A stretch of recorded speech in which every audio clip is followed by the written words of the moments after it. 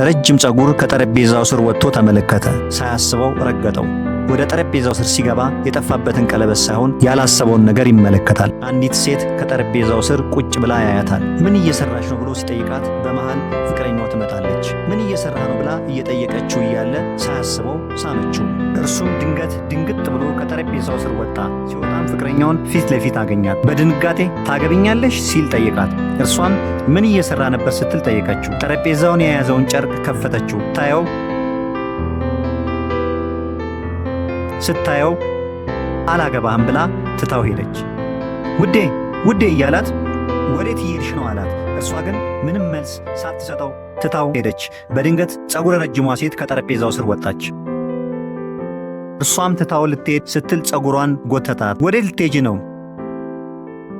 እርሷ ትወደኛለች አላት። ታዲያ ቀለበቱን ለምን ሰረቀች? ቀለበቱ እኔ ጋር እንዳለ ነበር የምጠብቀው። ፍቅረኛውን ሊከተላት በፍጥነት ተያይዘው ሄዱ።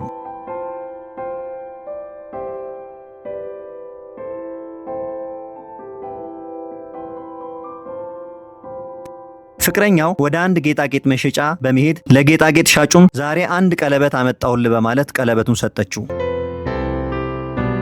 እርሱም ተቀብሎ እውነተኛ መሆኑን እየፈተሸ እያለ ለዚህ ቀለበት ያለኝን ገንዘብ ሁሉ ነው ያወጣሁት፣ ከነጭ ፕላቲኒየምና ወርቅ የተሰራ ነው አላት።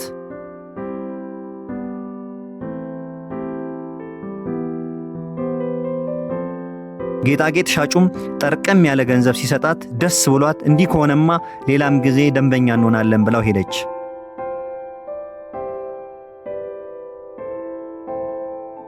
ጸጉረ ረጅሟ ሴት ይህ የኔ ስህተት ነው አለችው።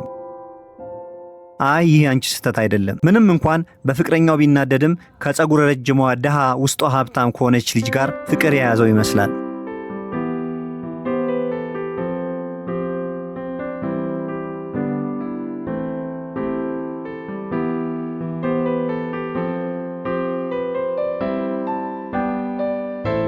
በተመስጦ ለሰዓታት ተቀምጦ ሳለ ጸጉረ ረጅሟ ሴት በድንገት መጣ የተወሰደበትን ቀለበት ትሰጠዋለች። ቀና ብሎ ሲያያትም እርሱም ድንግጥ ብሎ እንዴት ልትገዢው ቻልሽ? ወይኔ ጸጉርሽ አላት። እርሷም ከኔ ጋር ረጅም ዘመን የቆየው ጸጉሬን በውድ ዋጋ ገዙኝ አለችው። እርሱም ይህን ነገር ማድረግ አልነበረብሽም አላት። እርሷም እኔ እኮ የጎዳና ተዳዳሪ ነኝ፣ ውጭ ነው የምተኛው። ጸጉሬ ለኔ ምን ያደርግልኛል? ጥቂት ምግብ እበላለሁ፣ ጎዳና ላይ አድራለሁ። አንተ ግን ፍቅረኛህን አግኛት እና ይህንን ቀለበት ስጣት አለችው። ፍቅረኛዬን እንዳገኛት ከፈለግሽ ጥሩ ራት ልጋብዝሽ ይላታል። እርሷም እንደኔ ያሉት የጎዳና ተዳዳሪዎች ምግብ ቤት እንድንገባ አይፈቀድልንም፣ አልችልም። ጠረጴዛ ላይ ያለ ምግብን እንድንበላ አይፈቀድልንም፣ ትራፊ እንጂ። እርሱም እንሞክር እና እስኪ ከልክሉሽ ይላታል። እሷም ለምን አለችው። እጇን ይዟት ሊወስዳት ሲሞክር ተወኝ፣ ይህንን ልብስ ለብሼ እዛ አልሄድም ተወኝ ትለዋለች። እሺ ጥሩ፣ እዚህ ወለል ወንበር ላይ ጠብቂኝ አላት።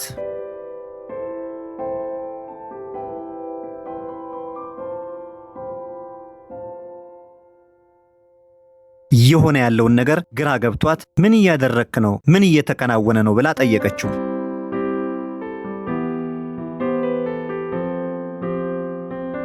ዛሬ ለማንም ሴት ያላደረኩትን ጥሩ የራት ግብዣ ለዚህ ሴት እጋብዛታለሁ አለ።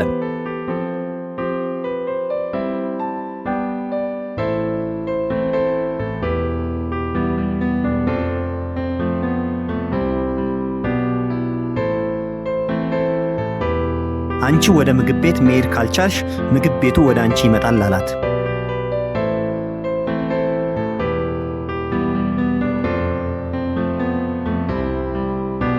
ሁሉ ሰው እኮ እኛን እያየን ነው አለችው። ትክክል፣ ማንም እንደዚህ ሊያደርግ የሚችል የለም አላት። እሺ እኔ ክርስቲያን እባላለሁ አላት። ከፊት ለፊቴ ያለችው ሴት ማናት?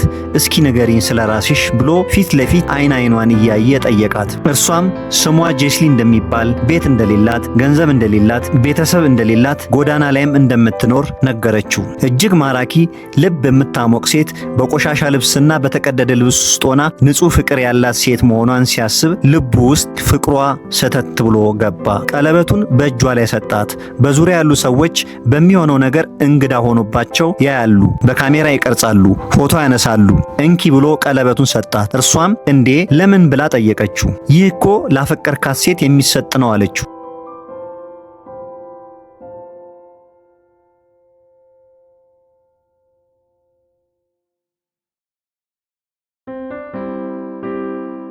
በመሃል ፍቅረኛው መታ ከሩቅ እያየች ምስጋና ቢስ፣ ወራዳ፣ ቆሻሻ፣ ክብረ ቢስ እያለች ትሳደባለች። ካንቺ ጋር ፍቅር ብንጀምር ደስ ይለኛል ብሎ ጠየቃት። እርሷም አይሆንም አለችው። እኔ የጎዳና ተዳዳሪ ነኝ፣ ማን እንደሆንኩኝ አታውቅም ገና አለችው። እርሱም ለኔ ውድ ዋጋ ከፍለሻል፣ እኔ ይህንን ብቻ ነው የማቀው። እኔ የረዳሁት እጮኛህን ነው። ይህንን ሳደርግ ለመጀመሪያ ጊዜ አይደለም። ሰዎችን ሆን ብዬ ስማለሁ። እነርሱን ጥላ ቀለበቱን ለመስረቅ የሚያመች መንገድ አላት። ይህንን ማመን አልችልም ይላታል። እርሷም የምትሰጠኝን ገንዘብ ለምግብ ብቻ ነው የማውለው። በማደርገው ነገር ራሴን እጠላለሁ። ካንተ በኋላ ግን ዳግም ላላደርግ ወሰንኩኝ። እባክህ ክርስቲያን ይቅር በለኝ አለችው።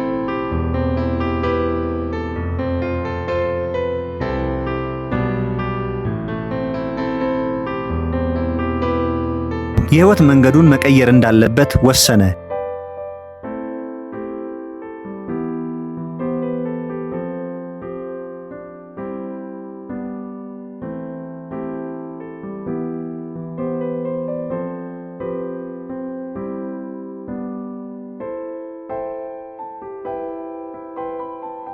ይቺ የጎዳና ተዳዳሪ ልጅ ለኔ ውድ የሆነ ጸጉሯን ከፍላለች። የእርሷንም ሕይወት መቀየር አለብኝ አለ።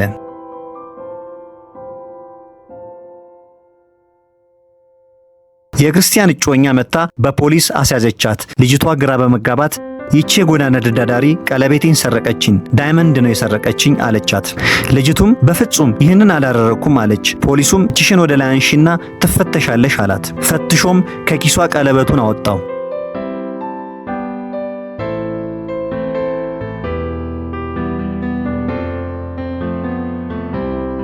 ድንገትም ክርስቲያን ደረሰ። ምን እየተፈጠረ ነው ብሎ ጠየቀ። ፖሊሱም ጌታዬ አንተ ማን ነህ ብሎ ጠየቀው። የክርስቲያንም የድሮ ፍቅረኛ እጮኛዬ ነው ብላ እርሱ ነው ይህንን ቀለበት የሰጠኝ አለች። ክርስቲያንም ለመጀመሪያ ጊዜ ነው አንቺን ያየሁሽ፣ እርሷ ናት የኔ ፍቅረኛ፣ ይህ ቀለበት የእርሷ ነው። ብዙ ሰዎች በካሜራ ሲቀርጹን ነበር፣ እኔም በቪዲዮ ቀርጬዋለሁ። የቀድሞ የክርስቲያን ፍቅረኛ ይህንን እኔ አላምንም አለች። ፖሊሱ ማን ነው ታዲያ የቀለበቱ ሌባ አለ።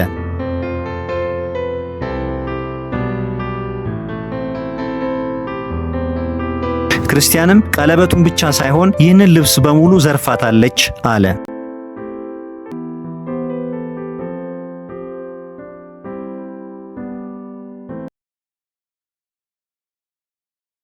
ፖሊሱም ፋታ ሳይሰጣት ይዟት ሄደ። ክርስቲያንም የጎዳና ልብስሽን አውልቂ፣ ይህ ሁሉ ልብስ ያንቺ ነው፣ እኔም እስከ ሕይወት ፍጻሜ ድረስ ካንተ ጋር ለመኖር ወስኛለሁ አለችው ጄስሊ።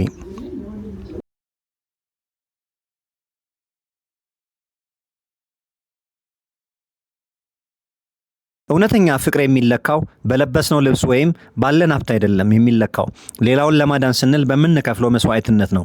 ክርስቲያን የጠፋውን ቀለበት ብቻ ሳይሆን ንጹሕ ልብ ያላት የሕይወት አጋር አግኝቷል። ከዚህ ታሪክ ምን እንደተማሩ ሐሳቦትን በኮሜንት መስጫ ውስጥ ይጻፉልን።